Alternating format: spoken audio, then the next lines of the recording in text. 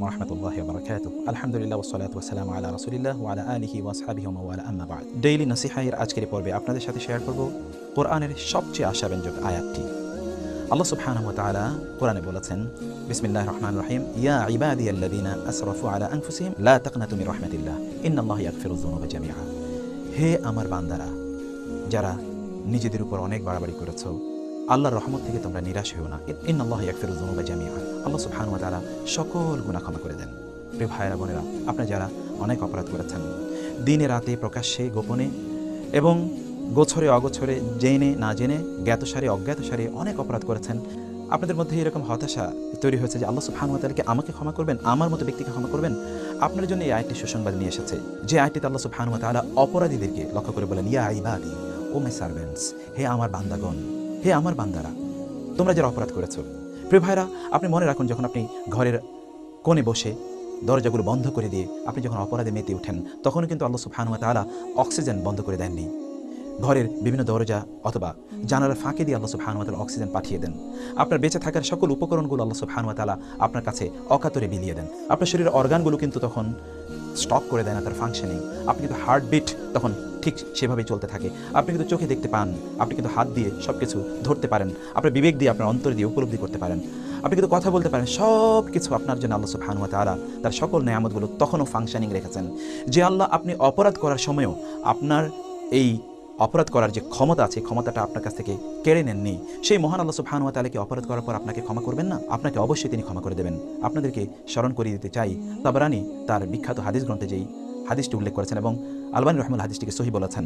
আবু তবিল নামক একজন সাহাবী রাসূল সাল্লাল্লাহু আলাইহি ওয়াসাল্লামের কাছে এসে বলেন, ইয়া রাসূলুল্লাহ, হে আল্লাহর রাসূল, আরাআইতা রাজুলান ক্বাদ আমিলা আয-যুনুবা কুল্লাহা, আপনার ওই ব্যক্তির ব্যাপারে আপনার মত কি, যিনি এমন কোনো অপরাধ নেই যে অপরাধটি তিনি করেননি, ওয়া হুয়া ফি যালিক হাত্তা লাম ইয়াতরুক হাজাতান ওয়ালা দাজাতান ইল্লা আতাহা, যে তিনি এই অবস্থায় তার জীবনে এমন কোনো গুনাহ নেই যে গুনাহ তিনি করেননি, সেই ব্যক্তিকে ফাহাল্লাহু মিন তাওবাতিন, তার কি তওবা আল্লাহ সুবহানাহু ওয়া তাআলা কবুল করবেন?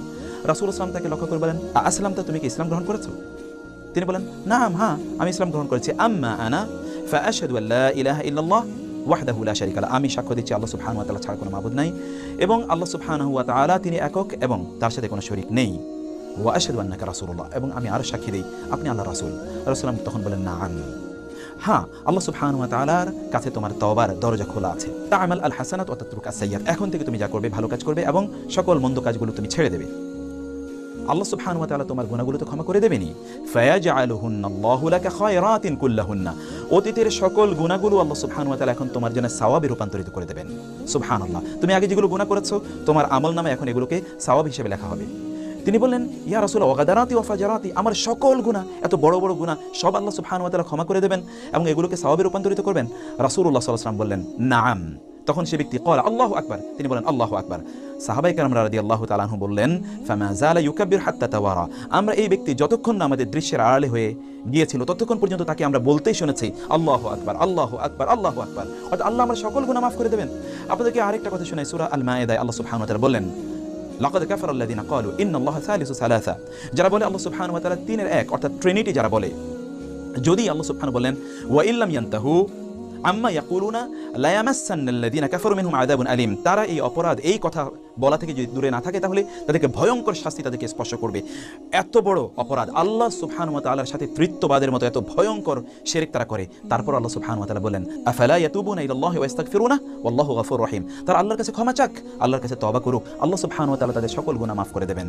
এত বড় অপরাধ করার পর আল্লাহ সুবহানাহু ওয়া তাআলা গুনাহ মাফ করে দেবেন। তিরমিজির হাদিসে এসেছে, সহিহ হাদিস, রাসূলুল্লাহ সাল্লাল্লাহু আলাইহি ওয়াসাল্লাম বললেন, আল্লাহ সুবহানাহু ওয়া তাআলা বলেন, হে আদম সন্তান, তুমি যদি আমাকেই চাও, ইন্নাকা মা দাআউতানি ওয়া রাজাউতানি, তুমি আমার কাছে প্রত্যাশা করো, আমার কাছে চাও এবং তুমি আমার কাছে সকল গুনাহ নিয়ে আসো, আমি তোমাকে ক্ষমা করে দেব। গাফারতু লাকা আলা মা কানা মিনক ওয়ালা উবালি, আমি তোমার সব ক্ষমা করে দেব, আমি কাউকে পরোয়া করি না।